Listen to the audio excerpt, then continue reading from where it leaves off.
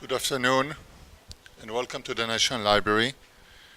We are very pleased and privileged to have Dr. Michael Piotrowski, the director of the State Hermitage Museum, with us today.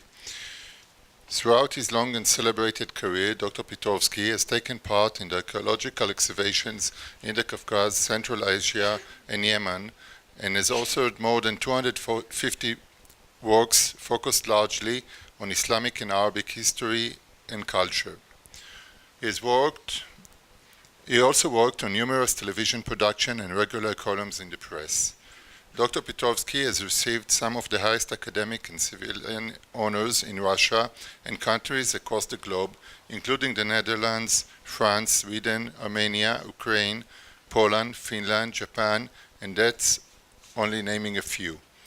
Since 1992, he has led the State Hermitage Museum, the renowned institution founded by the Empress Catherine the Great in 1764 and holding one of the largest collections of Western art in the world.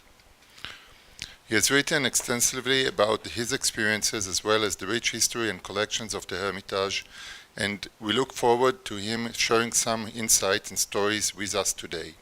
Thank you so much, Dr. Piotrowski, for joining us and for your friendship.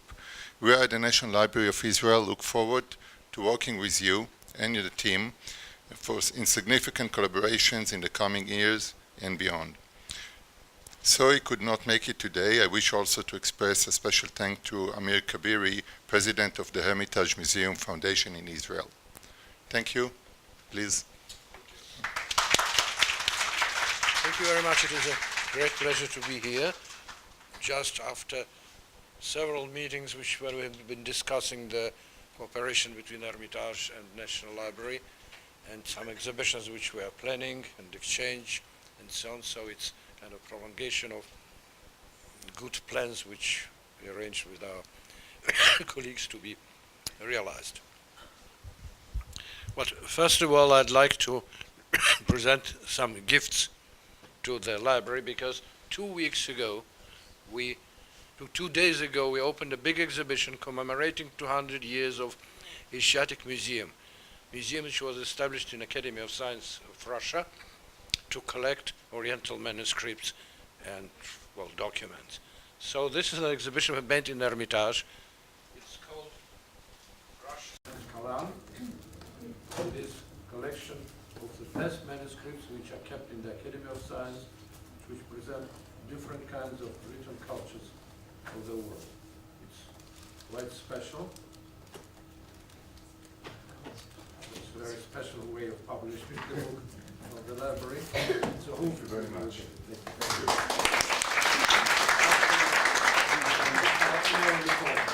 Thank you. So it's a great pleasure and honor for me to presenting the book on me and my father, because I have been director of Hermitage for 25 years, now 26, and my father was director of Hermitage for 26 years. So that's why it's called Dynasty. Americans say it's family business, Europeans say it's dynasty. So I wanted to tell you a little bit about Hermitage, about what we are doing together here in Hermitage, because last 25 years have been quite complicated, interesting, difficult, and a lot of things have been not exactly changed. We don't want to change anything. Our museum must be like it is. But to keep it as it was, you have to do a lot of things. And I'm very pleasant now to speak here in the library, because there are two institutions in the world, museums and libraries, who keep the memory of the people. And this is more important, because all other things are important, but not so important. Memory, it's what makes the difference between animal and man. Animals have economy, politics, whatever. They don't have historical memory. And we are keeping it, and that's why we are so important. And I'd like to tell you a little bit about how we are doing this. Hermitage, and that while try to tell it, consists of, at a big museum, it's Universal Museum of World Cultures, consists of three important things.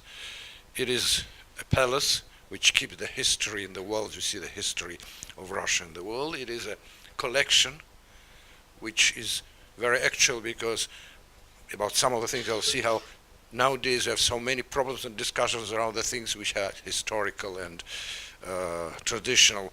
We have addition of the subjects to be discussed to the traditional things, and it's also museums are very much innovators.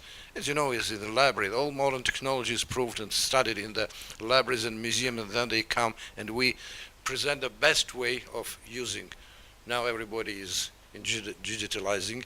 I think we have to explain the world how digital must be human, how it will not kill it, because digital is always a little bit simple. And we deal with things which are very complicated, and so we try to show how use all these modern technologies. And what are the new things? All the new things, introductions, must be not revolutionary, they must be human. And I think museums and libraries can do this and show this. So we'll speak a little bit about Hermitage as a museum collection and innovator. And also we will talk about, well, what I think is the most important Hermitage has done in the last years. We developed several things. We developed the system of open storages. We, in principle, all collection of Hermitage, all the storages are beginning to be open, so we show our objects to everybody in an open storage. And open storage is a storage. It's has a now way of showing art and showing your collection.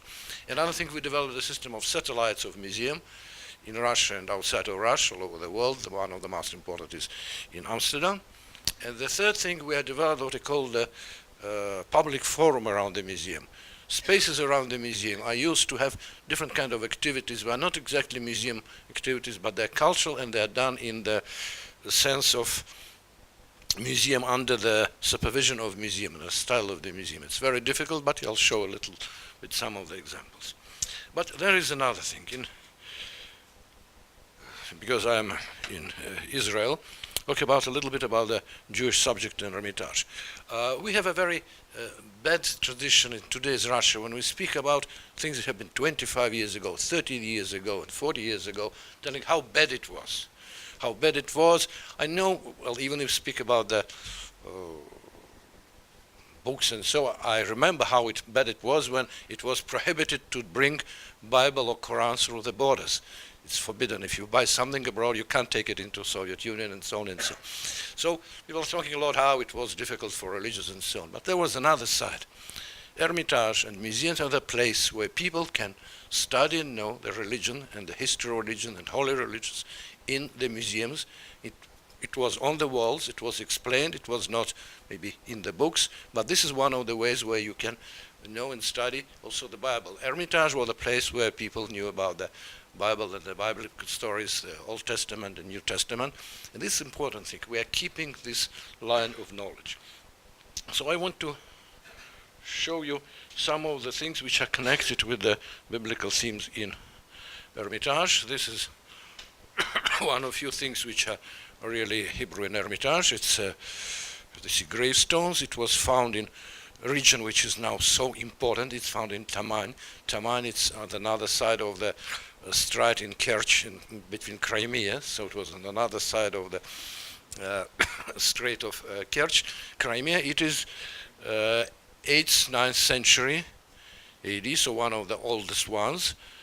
Very good script, as you see, it's a gravestone for Miriam, with menorah and shofar and everything, so beautiful, and it's absolutely real, found in the excavations, not things like Firkovich's tricks. It's another part of the thing. This is another thing. It's one of the best pictures in Hermitage, Cima de Canegliano, the Annunciation, which you see the beautiful script, the famous part of Isaiah, well, about what is considered to be the prophecy of the Jesus Christ. It's all about the girl will become pregnant and will bring a child. So you can see how it is. It's a very good script. One of Our colleagues, Professor Semyon Yakerson, is specialist in Hebrew books, is telling that the script is taken not from the manuscripts but the earliest published books, printed books, Hebrew books in Italy. Well, I don't know, but he must know better. It's another story. This Paolo Testa, this Baroque painter, this Mary entering the temple, and there is another inscription. You can't see it, I'm afraid. Well, here you can see it a little bit. Kumi, it's from the Song of Songs. So in all parts of Hermitage we have something to be connected with Hebrew and Jewish history in the Bible. This is famous Rembrandt's Sacrifice of Abraham, well, one of the main pieces of Hermitage. And also there it looks like a little bit on this white robe, you can see something which very much looks like Yahweh written there, which is possible because, you know, there are some phrases which Rembrandt was using. Well, this is one of our biblical stories, another Rembrandt. It's a man is hearing about his fate from Book of Esther.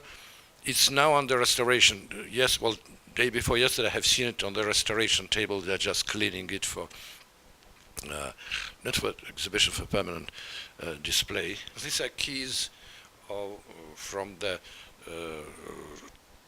Tower of David of Jerusalem. As you can see from the cross, it's from Crusades time.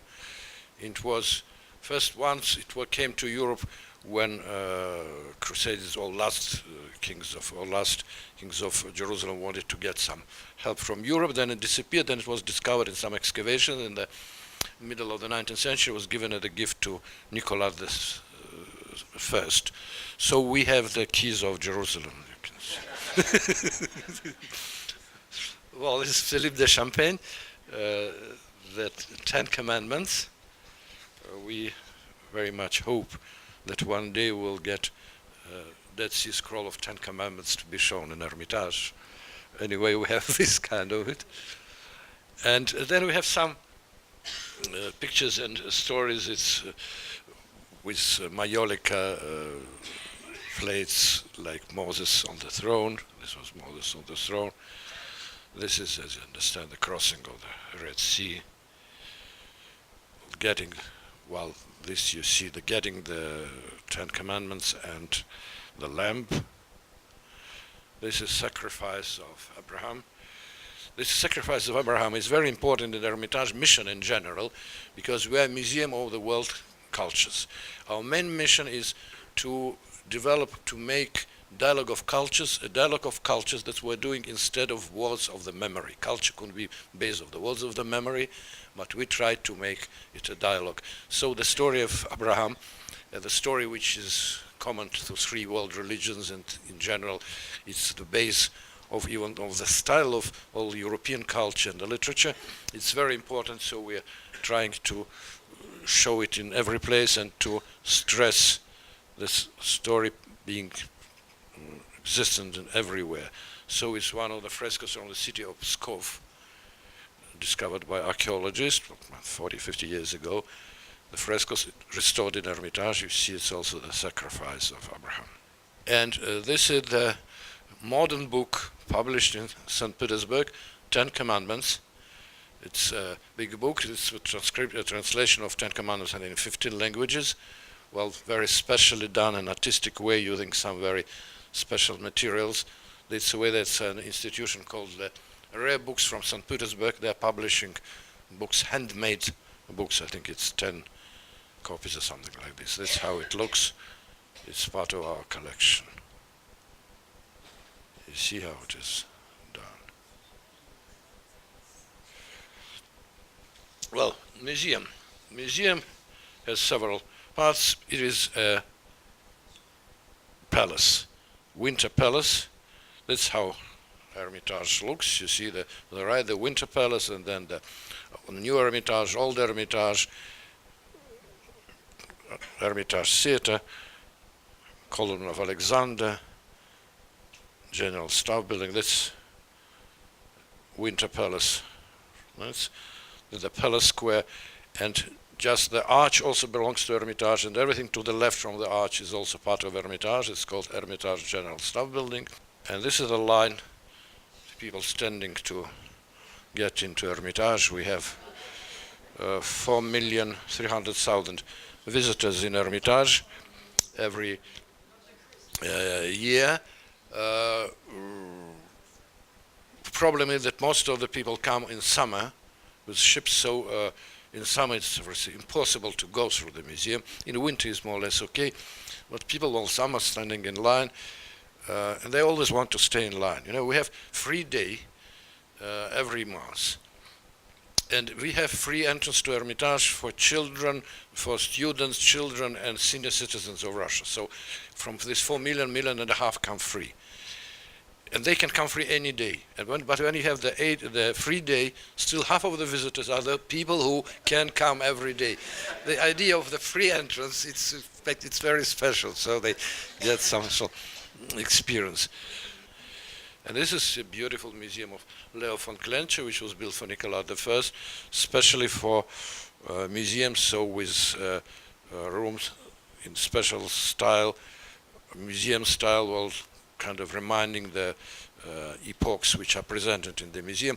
It's still, this Leo von Klenze building is considered to be the masterpiece of museum architecture, even with all this Herzog de Meron's and Norman Foster's and Rem Koolhaas's of today. You know, we just published another new book on the engineering schemes of which were developed by Leo von Klenze for this building. It's a big Italian rooms, and this is the rooms, Rembrandt room at the time of the war, and the siege of Leningrad is one of the important parts of our history, which we also keep telling the story. There is a story also known that the frames have been left when the old museum was evacuated, not all of it, 2/3 have been evacuated to Sverdlovsk, to Urals. The picture stayed in the frames. Well, everybody does it, but not everybody does it. Several times scholars of Hermitage organize excursions for the soldiers who are going to the front, to the museum, explaining them what are the pictures which have been in these frames and will come back when you win. You know, it's a very surrealistic story, but it keeps as a legend. There are books published on it. One of the last of America is called Madonnas of Leningrad and so on. It's really great stories. So when we have made an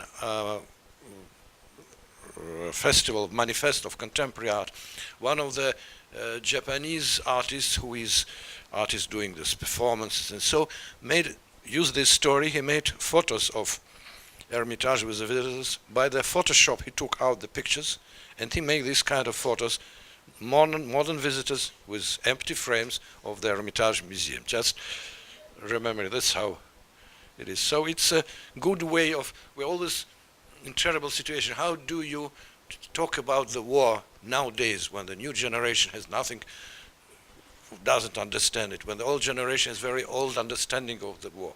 So how to do it in a new way? It's one of the ways when the modern artists really could be used. And this is, well, some of the pictures of Hermitage at that time. And then we are historical place, we are royal palace, and last year we had 100 years of revolution, Russian Revolution, how to show it in Hermitage. In general, for 70 years we didn't make any exhibitions on the revolution in Hermitage. You don't need. You have Winter Palace, you have the room where the provisional governor was arrested, so no need to have special exhibitions. Somehow we never done it. This time we have done several exhibitions in the main Nikolewski hall. First was the exhibition about the royal porcelain services to show you the luxury Russia of the Tsars, which was destroyed by the revolution, or which was made the revolution possible, because all this luxury was the cause of the revolutions. Then in the same room we made an exhibition of Anselm Kiefer, great painter. It was to commemorate memory of Vladimir Khlebnikov, the great Russian poet, who also was a prophet of the revolution. And so in general it is the sense of some atmosphere, which was the atmosphere of the revolution in Petrograd in 1917. And then we made a exhibition on the revolution in October. This is a main staircase, and we used the same hall. This halls of Nikolewski Hall was used during the war, and it was also in summer revolution at the hospital. all this palace was a big hospital, so it was not the stomach of Winter Palace, it was stomach of the hospital. So this is the room, and we have this picture of how this room on the wall looked at the hospital in the 1917. And we made also at night made the lighting on the Winter Palace, and there was a performance with music and poetry, and made it red. And the beginning of the 20th century, Winter Palace was red. Maybe when you painting red, you must look for a revolution. I think it's, well, anyway, that's how it is. The museum. Museum, it's a universal museum. It's an encyclopedic museum which tells you, or tries to tell you, the history of all the nations done together. And all these objects are part of historical display, historical discussions. Also, they are part of very modern discussions. This is the oldest carpet in the world, found in Pazyryk in the southern Caucasus. It's 5th century BC. The next carpet comes after many, many hundred years. It's all the key. It's found in the frozen tombs in southern Altai. What is modern problem today? That you can't dig now in these regions because they're tombs, and the local population forbids for archaeologists to dig in these areas. Don't disturb our dead. And this is how it is. It's forbidden. And our archaeologists, usually archaeologists from Novosibirsk, work there. They go to Mongolia to dig the same culture because they can't do this. And the problem is that the world warming, these graves became warmer and warmer. So this frozen thing, the ice is deteriorating. So they'll be destroyed. All this kind of organic materials will be destroyed. Well, this is one of the modern things. Also, one of the big modern programs is, in general, for the archaeologists, do you show the dead bodies or you don't? And we have, every time we have to, some of them in the reserves, and every time we put it on display, we have a big discussion. Is it right or is it wrong? It was never a problem in the 19th century. Now it is a problem. That's kind of the things which made museum very vivid. Well, these are famous Scythian gold of these Scythian nomads living from Siberia to the Black Sea. This is a beautiful ring of Shah Jahan. It's Shah Jahan, one of the great Mughals who built Taj Mahal, and it belonged to him. And because there is an inscription, but it's another story. It was a gift from Nadir Shah to Russia. When Nadir Shah conquered Delhi and plundered the treasury of great Mughals, he sent big embassies to 2 countries which have been very important for him. Also, he was, I think, planning to war with them. It was Turkey and Russia. So 16 elephants, it was, I think, a year and a half, was walked with this kind of treasures from great Mughals treasury, walked to St. Petersburg, and the things have been given to different members of the royal family, and then some of them disappeared, some of them have been kept in the museum without knowledge how they came to Russia, and not all of them have been recognized as Indians. In the middle of the 20th century, after studying archive materials, it was understood all this gift of Nadir Shah, and all this part of a gift and the story, which is, well, now adding very important thing to the collection also. The collection is fantastic. It's one of the best collections of great Mughals jewelry in the world. And we now are restoring it and planning a big exhibition. But everything is connected in Hermitage with Russian history. When we make an exhibition from Hermitage, it's always also about Hermitage. And we think it's as important. Certainly Central Asia, excavations in Central Asia, we are still doing excavations, finding this kind of mural paintings like this one in Varakhsha. This is Venus of Taurida, the sculpture which was brought to Hermitage by Peter I. It is considered as a Hellenistic statue of one of the copies and replicas of famous Aphrodite of Cnid. Russian part of the history. Peter brought it to St. Petersburg. And we know Peter made everything, changed a lot of revolutions, and he was cutting the birds of the people and making everything European. But bringing this was one of the most revolutionary things in Russia. He brought it and he put it in the summer garden, and he put guards nearby it, and he made everybody go and look at her. And Russia, well, time of Peter. Three-dimensional sculpture never seen in Russian tradition. Naked lady, pagan goddess. You can imagine what kind of inner outrage was there. Well, suddenly Peter didn't permit to make it unopened outrage. I'm using it always when we show contemporary art. I'm telling, well, Peter was making you look at art and learning you to look at it. So contemporary art, maybe you don't understand it, but we have to make it to look at it. Another story. Also from recent discoveries. We know that first when it was discovered in Rome in the exhibition, in excavations, it was bought for a Russian court, but certainly it was forbidden to take it out of Rome. Its laws of antiquities existed even in that time in the Pope state. And then we know that Peter managed to get it as a gift from the Pope. It was stopped and then given as a gift. There are different theories why and before. The last theory, and I think this is the one which is the right one, was that they agreed that Peter will permit the Catholic missionaries to go to China through Russian territory, which was the best way. So it looks like, well, a good example how you get the arts. This is beautiful. We have Byzantine icons brought from Mount Athos by an expedition in the 19th century, destroyed, restored in Russia, and is part of the big collection which we have. Also part of the modern discussions. Where might the icons be? In the church only, or in the church and the museums, also in the museums. Well, this is clear. It belonged to the Nicholas II, and he gave it to the museum, and so it always was in the museum. But in principle, we have a very hard discussion with the church, and I think we can some fruitful results explaining what is art, understanding for what is art, what is ritual, and how you can combine activities of the church and the museums. Sometimes it's difficult, but we are working hard, and I think it becomes better and better. Well, this is Leonardo da Vinci, Madonna Benoit. It's development of the tradition, showing the development of the tradition. This is Titian San Sebastian, which was not only one of the great Titian works, but it also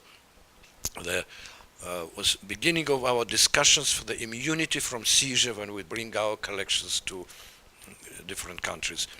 Because when it was asked for a big exhibition in England many years ago, we asked for immunity. They said we have no immunity. If the court decides, it decides. Said okay, picture doesn't go. As a result, we have, after many years, laws in Britain, in the United States, and in other places, which give the immunity from seizure to exhibitions, certain exhibitions which travel from different countries. This is Caravaggio's lute player just restored. This is Canova, the story of new classicism and the story of neoclassical art becoming once again fashionable. Caspar David Friedrich, great collection, also the story how the Tsars have been collected. It comes from collection and private tastes of Nicholas I. Well, certainly contemporary art. This is Kandinsky Composition number 6, certainly the best painting by Kandinsky. It's also called Flood, and it's from Flood, from the story, from expressionism to the abstract art. This is in between. It's like Sacrifice of Abraham, can you to display that these are the stories which are in all world religions, and see how the world is united. That's what was tried to explain. This is Matisse, beautiful family portrait.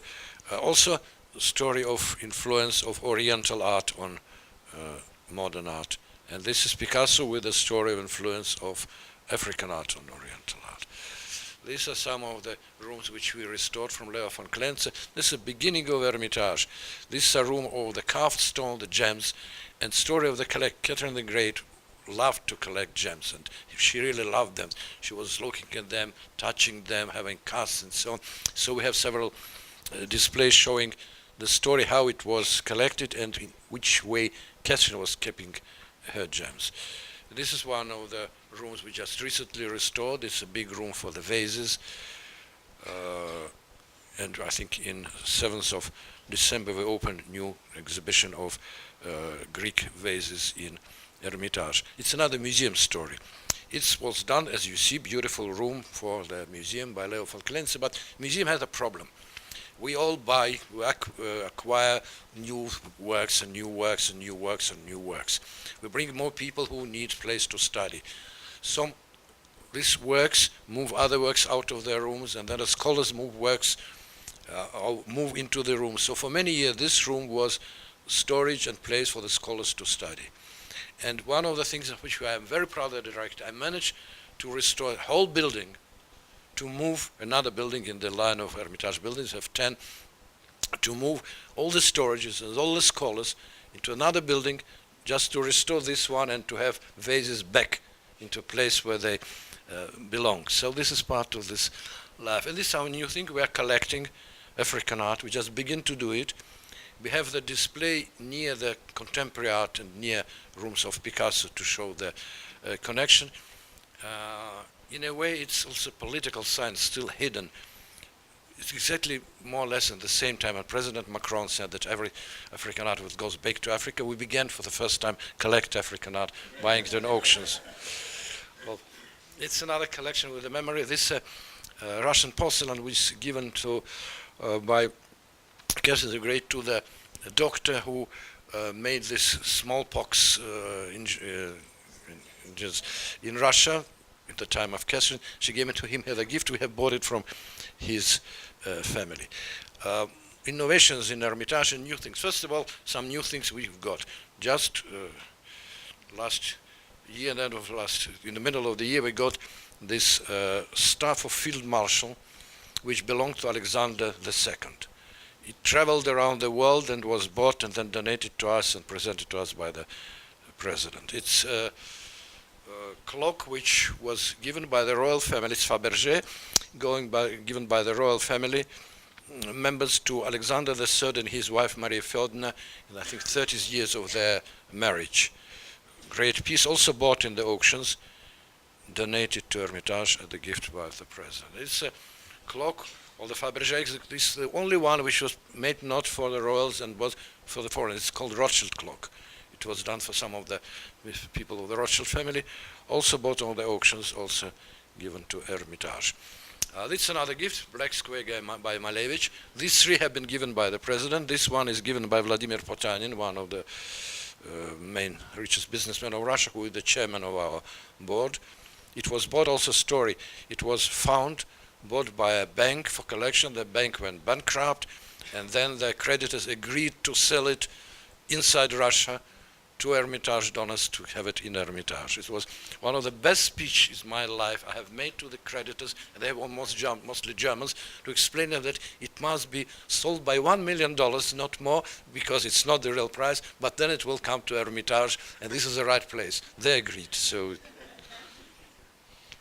these are some of the things which also we have bought, getting some money from the President Yeltsin, when he came to Hermitage. We managed him to announce that Hermitage is under the personal patronage of the President, and it's still now. And also he gave us some money, which was a kind of agreement. And then he also gave us promised some money, telling when and if I'll be elected the President Yeltsin, I'll give you a certain amount of money, I think $5 or $6, $7 million to buy collections. We never believed it will ever happen. But he was elected, and he gave this money, and we bought Rouault, Dufy, and, well, a lot of very important things. But the most generous people are not the donors, businessmen, but the artists. It's a gift of Kabakov, Emilia and Ilya Kabakov, this famous red wagon, which was given to us as a gift. It costs more than other things. It stays as proud in Hermitage. When we're talking about contemporary art, we're saying, well, of the art of the 20th century, we have all the icons of 20th century art. Matisse, dance and music, composition number 6 of Kandinsky, Black Square of Malevich, and Red Wagon by Kabakov. What, do you need anything more? It's inside of the Red Wagon, because it's beautiful, this picture, and you have music and so on. And some new acquisition, this is Kiefer. We bought this picture by Kiefer, which was made for the exhibition in Hermitage. It's called Aurora. It was bought by another new thing which we developed some years ago. The Russian government, there was legislation permitting to museums to have endowments. So we have an endowment, and not a big one, but still it permits us to buy things. Our decision is the all money which we make with endowment will go only for acquisitions. So we bought this Aurora by Kiefer. Certainly we got some money was given by Potanin, maybe more than a half, but still we are proud that we used there was a little bit of our own money. It's another gift by Potanin, it's Bill Viola video also, which we managed finally to get. We bought it also with the help of Blavatnik family and Potanin. The biggest problem was how to get it through the customs. It's just a flash and a television set. And to make it legally, properly brought and have it legally enlisted in Hermitage, it's in our inventories was quite a story. This innovation thing, I showed you the General Staff Building. Inside the General Staff Building, we covered the courtyards, big staircase, and this is now the space devoted to the art of the 19th century. Well, it makes twice our exhibition spaces are now twice bigger than they have been before because of this building. It's space which can be developed into auditorium. This is how we show now our Matisses in this building with a proper light. These are Matisse rooms. We have also the luxury, we have a lot of rooms here. We can move things. So the exhibition of Matisse was changed 3 times during the year. We are discussing, we're moving it this way, that way.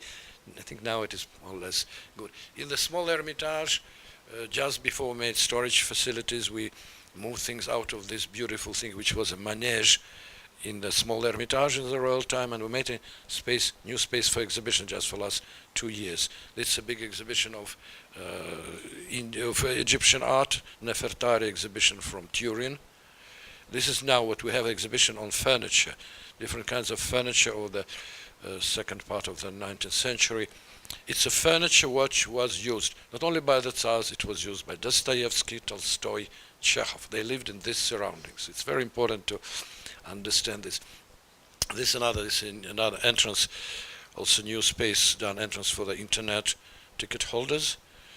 And we try to develop the new spaces around. So we opened a passage from Palace Square to the embankment to Neva, and another innovation of ours is open storage. I also mentioned open storage. It's 20 minutes from the main thing on the way to Finland, where we have storage restoration laboratories, and they are visited by groups certainly, but in principle everything will be not every coin, but everything in general will be shown this way. This is how we have 2 buildings, and the one is in front is project of Rem Koolhaas, which is now we are just beginning to build it. That's how it is done. It's storage of the carriages.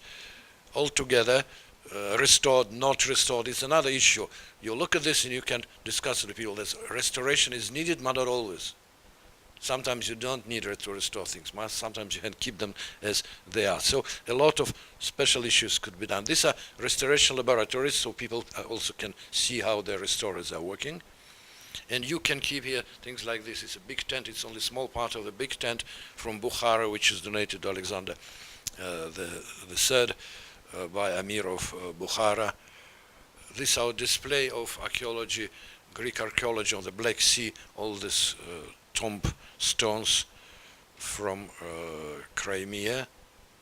This is where exhibitions of amphoras. So this is storage which is shown as a storage. It's another way of showing things.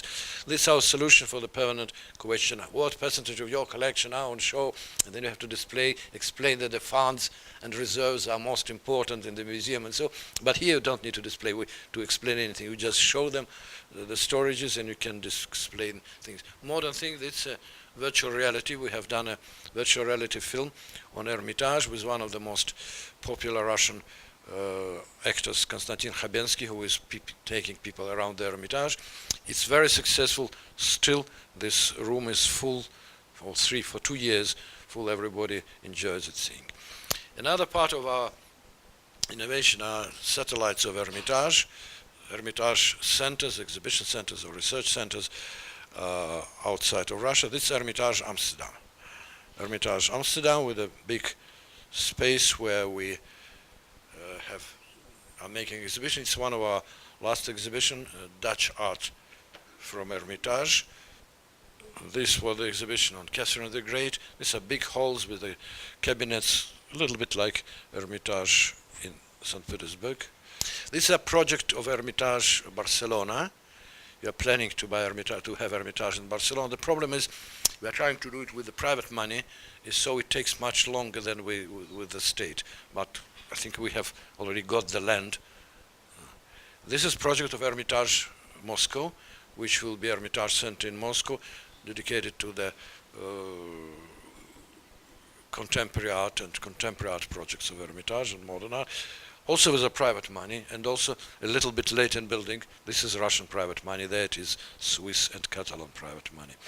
This is Hermitage Kazan. It does exist in the Kremlin of Kazan. We have space for exhibitions. When, like in Amsterdam, every 6 months we make exhibitions specially tailored for them. And this system of satellites is like real satellites. You put them in orbit, you can put them down, you can change their content. For instance, Hermitage Italy, it's about scholarship and publishing catalogs, and Amsterdam is for making exhibitions. So you can, it's very mobile scheme. And we are preparing now Hermitage in Omsk, Hermitage Siberia. This is also a building where we'll have Hermitage Ural. This is a city of which now it's called Yekaterinburg. Back before, in the middle, it was called Sverdlovsk. It's exactly the building where Hermitage collections have been kept during the war. So it's very mystical connections. So we are, and this is what we will do inside. And we got all the permissions, thank God.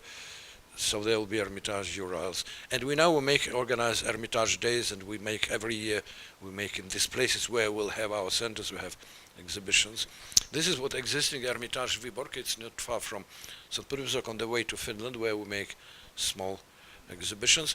Another innovation that you told me about our relations with the church, we have to build somehow the relations and our position. This is a church of the Winter Palace, restored with some of the parts of iconostyle. The places which we don't have the pictures are empty. We don't paint anything new. We are waiting when these old pictures will somehow come, because they must be somewhere. And we dedicated the church to the memory of the Romanov family. And here is a shirt of Nikolai II, which was on him in Japan, and he was attacked by a samurai, and it has his blood on it.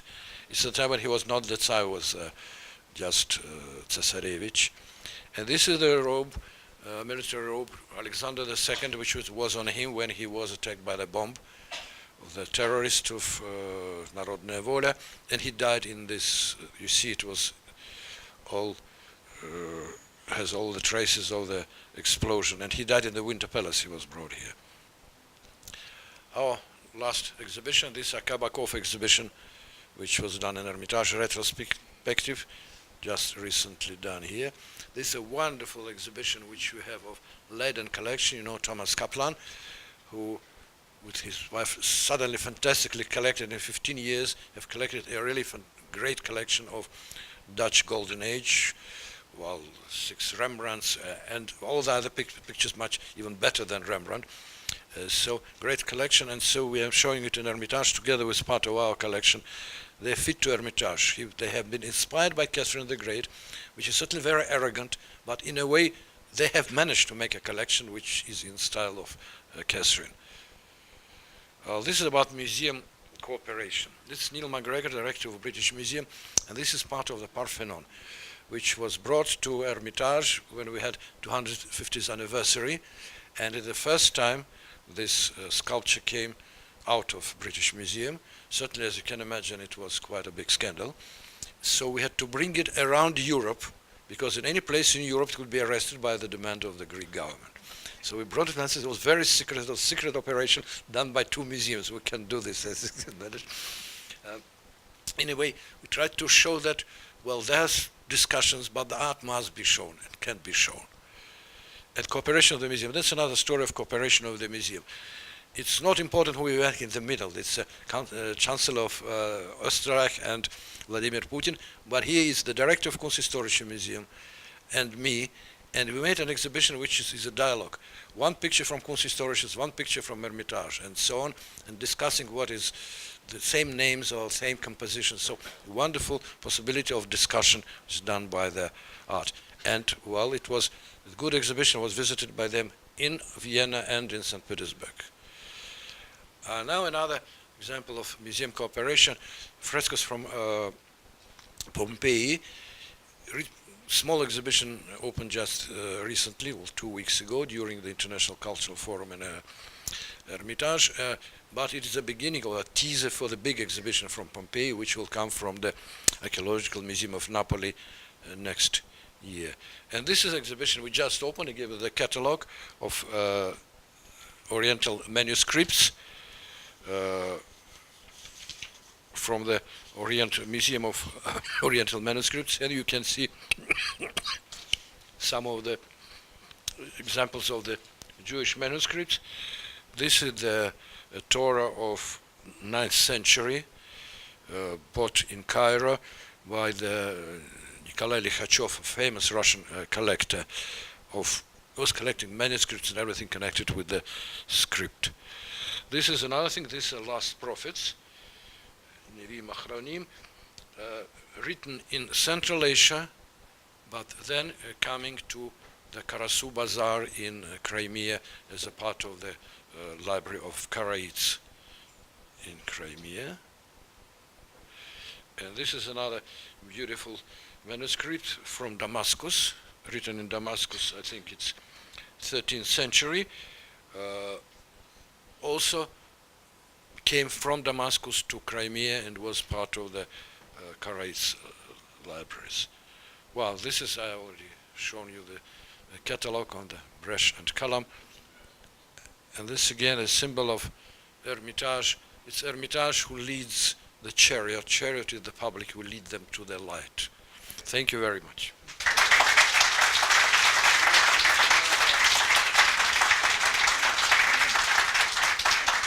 Thank you very much for the most interesting talk. Thank you. We have maybe time for 2 questions? Yes, absolutely. Okay. Please.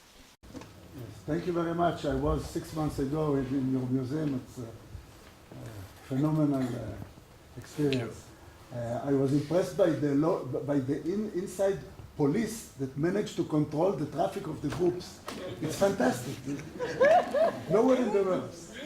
Thank you very much, because I was telling no, we can't control them. Why nobody's doing this? By the way, thank you, because we'll try. It's difficult. My question is about what you just told about the Russian collector that bought in Cairo the Jewish manuscript. We heard a year ago in this hall a lecture from the former president of the Hebrew University that most of the documents of the Gniza are in the cellars of the Hermitage. And the question is, are they open to Israeli researchers and scholars in order to learn about the Rambam? I'm sorry, first of all, no. We don't have, we don't at all, we don't have any Hebrew documents in Hermitage at all. I think we have 2 very late Torahs, and that's all. There are things in the collection of Museum of Oriental Manuscripts, but it's not a material of the Geniza. Maybe something is in the public library, but all of them are open, but not the in general there is kind of a habit. If something is missing, people are saying, well, it is in the cellars of Hermitage. It's after the Second World War. No, in cellars of Hermitage we have nothing. Something, as far as I know, from some pieces of the Geniza are in the public library in St. Petersburg, but they all are published and open for everybody to study. Thank you. One more question. Thank you. I've been probably 30 times there, and recently I heard that you have cats. Is it true? It's true. And if yes, how do you collect them in the morning before you open the? Well, they live in the cellars of Hermitage, so they never come out in the rooms. We have something like 50 cats, and it's a kind of a marketing tool, but which is very important. Well, now I was joking. I'm getting more demands to have interviews about cats than interviews about our rabbis. My secretary is also press officer for the cats. But the story is very interesting. We have something like 50. We Now we have Hermitage Cat Days for the children, have special excursions for the children to see cats on the pictures. It's quite a nice story, but it began also the important thing. It was just perestroika time after the collapse of the Soviet Union. The first thing people began to do when they, well, are not exactly starving, but they're throwing out their pets. So there have been a lot of cats and dogs thrown into the streets. So our police began to bring small kittens to a museum, keeping them, and then we always had cats, 2, 3, 4, 5. So they asked permission to keep some of them and on a permanent basis. So we decided, so let's have them and let, kind of educate people on the base to become more human, just having these cats. So it goes, it's not all easy. Not everybody likes cats in the museum stuff also. But now we are happy that it works, and one of our cats was even prophesying, the results of the football games. More or less successful. But then we gave to the family, so they will try to do it next time for another games, because you can never be sure that you will succeed as from the first time. So no, it's part of our trying to outreach the public, not only on the pure artistic and pure scientific field, just to make something which has Hermitage brand, but is just human, public, and good for public goods. So that's. Thank you very much.